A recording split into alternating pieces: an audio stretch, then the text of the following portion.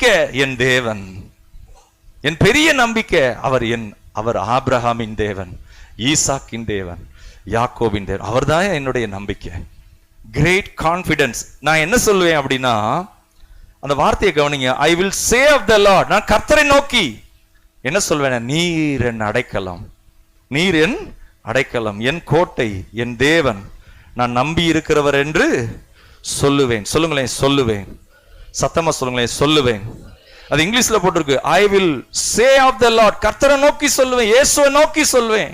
எல்லாமே கைவிடப்பட்டது போல இருக்கு, எல்லாம் முடிஞ்சு போச்சு. அழுது கொண்டிருக்கும் போது சொல்லுவேன், நீர் என் அடைக்கலம், நீர் என் கோட்டை, நான் நம்பி இருக்கிறவர் என்று சொல்லுவேன்.